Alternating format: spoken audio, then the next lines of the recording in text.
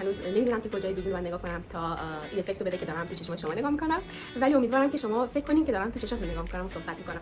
هیچ بک‌گراندی از این قشنگتر فعلا نداشتم که برای ویدیوم ارائه بدم. خب این لیست کتاباییه که من خوندم و باید بخونم تا در این رشته زیبای داروسازی فارغ التحصیل بشم.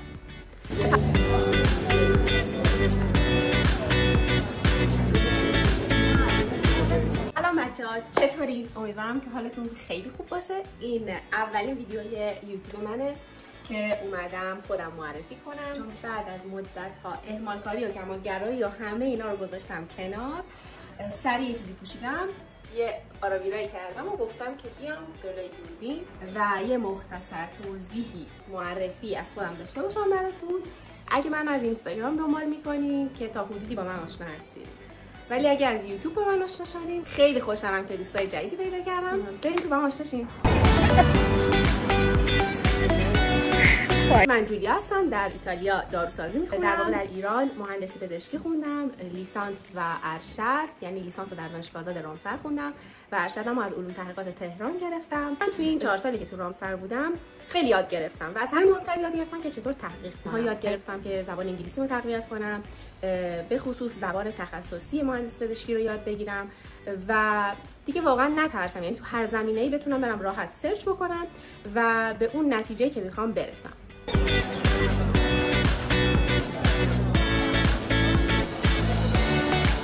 مهندسی پزشکی علوم تحقیقات رو ثبت نام کردم با درگیریایی که تو ذهنم داشتم. البته یک ترم، یعنی ترم اول مرخصی گرفتم و از ترم دومش ثبت نام کردم، برای اینکه هنوز تو این الا بلا بودم که برم یا نرم، بشینم برای کنکور بخونم، چیکار کنم و اینا. خلاصه من علوم تحقیقات رو ثبت نام کردم که خب تهران بود و خب دوباره از رشت مجبور شدم که برم تهران و حالا تهرانم خیلی داستانای قشنگی داشت. در واقع میشه گفت مهاجرت‌های اصلی من همون موقعی بودش که من از رشت رفتم رامسر و بعد از اون از رشت دوباره رفتم تهران. توی این مسیر من خیلی تونستم با محیط ارتباط برقرار کنم، تونستم از پس خودم بر بیام و اون حسی که خب خیلیا از مهاجرت به ایران به یک کشور دیگه دارن و اون اوایل خیلی براشون سخته، من این سختی رو خیلی کمتر احساس کردم، برای اینکه میگم توی اون بازه هایی که من برای لیسانس و ارشد مجبور شدم به شهرهای دیگه برم، در واقع مهاجرت های داخلی داشته باشم، خیلی تونستم از پس خودم بر بیام. جدا از این که ذاتاً هم آدم مستقلی هستم، یعنی خب از بچگی اینجوری بوده که من به قولی طوری بار اومده بودم که بتونم پس خودم بر بیام، بنابراین این مسیر خیلی اذیتم نکرد. توی 2 سالی که من در تهران ارشد می‌خوندم حقیقتاً دیگه داروسازی رو گذاشته بودم کنار، یعنی گفتم خب دیگه من که تا اینجا اومدم دیگه ولش کن، دیگه تا ارشد که اومدم دیگه حالا یه دکترا یا اینکه اصلا میام بیرون و حالا شرکت خودمو میزنم، کارهای خودمو انجام میدم تو حوزه مهندسی پزشکی، چون این رشته رو خیلی دوست داشتم، یعنی اینم جزء رشته‌ای بودش که میتونستم توش آینده خوبی داشته باشم، ولی خب این مسیر عوض شد. حالا در ادامه میگم. من کارهای مهندسی پزشکی انجام میدادم توی یه شرکت دندان پزشکی، یعنی تجهیزات دندان پزشکی کار میکردم چند ماهی. بعد یه سری پروژه های ریسرچ داشتم که اونا رو انجام میدادم با همکارام و اینا. خلاصه آقا جنبندی این 2 سال تموم شد و ما برگشتیم رشت. فکر بودم که خب حالا اومدم رشت یه شرکتی بزنم توی زمینه مهندسی پزشکی، یه کاری برای خودم انجام بدم که زد و کرونا شد و با توجه به نوسانات دلار و شرایطی که پیش اومده بود اصلا گفتم خب چه کاری، اصلا ولش کن. شرایطی که پیش اومد این بودش که خب حالا شرکت که نشد، بیکارم که نمیشه مون. من تدریس زبانمو به صورت آنلاین قبلا داشتم، ولی تو دوران کرونا اومدم یه ذره بیشتر بهش پرداختم و زبان ایتالیایی تدریس میکردم و زبان آلمانی هم تو همون 2 سالی که تو تهران بودم یاد گرفتم، چون به این فکر میکردم که بعد از ارشدم برم آلمان و دکترای مهندسی پزشکی اون حوزه ها رو دنبال کنم. ولی خب میگم همه چیز اونجور که آدم پیش بینی میکنه هیچ وقت پیش نمیره و درسته که آدم برای یه مسیری داره سرمایه گذاری میکنه، ولی اگه بهش نرسی دلیل بر این نیستش که چیزی از تو کم شده، یه چیزی به اضافه میشه همیشه توی این مسیر. این زمانها بود که من تصمیم گرفتم که برم در داروخونه مشغول بشم. دروغ چرا، عشق دیرینه من داروسازی سرکلش پیدا شد و من روز به روز فکر کردم که چیکار کنم، دوباره بشینم برای کنکور بخونم مهاجرت کنم، مثلا برم یه کشوری 2 سال بخونم برگردم، یعنی انتقالی بگیرم، چیکار کنم؟ یعنی بعدش هم دیگه توی این مدت خب وقتی سن که میره بالا، یعنی مثلا شما 25 6 سالتون که میشه، یه سری از آپشن‌ها رو از دست میدین، چون خیلی دانشگاه‌های کشورهای دیگه تا 20 سالگی دانشجو میگیرن، نهایتا تا 23 سالگی دانشجوی این رشته‌ها رو میگیرن و خیلی کم پیش میاد که کشوری باشه که سن براش خیلی مطرح نباشه.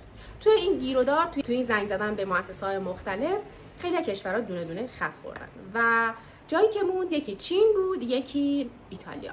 از اون جایی که من ایتالیا به دنیا اومدم و ایتالیایی بلد بودم، یعنی من یه چند سالی رو تو ایتالیا مدرسه رفته بودم و بعدش ما برگشتیم ایران. سالهای زیادی بود که من ایران بودم و ایتالیایی همیشه تو خونمون گوش میکردیم، شنیده میشد اینا، ولی دیگه وقتی شما از اون زبان فاصله میگیری درک میکنی، ولی صحبت کردنت یه ذره کمتر میشه، یه ذره باید بیشتر فکر کنی که چی بگی و اینا.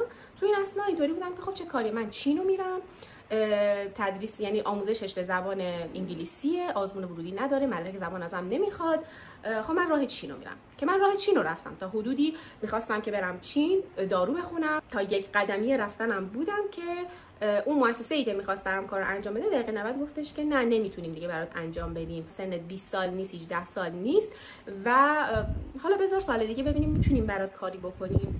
که اونجا بودش که گفتم آقا چین خط میزنم کلا، چون چین خیلی ادا اصول داره و داره اذیت میکنه و من نمیخوام دوباره 1 سال از عمرمو تلف کنم. حالا ببینم آیا سال دیگه میشه من برم حالا دارو بخونم یا نه.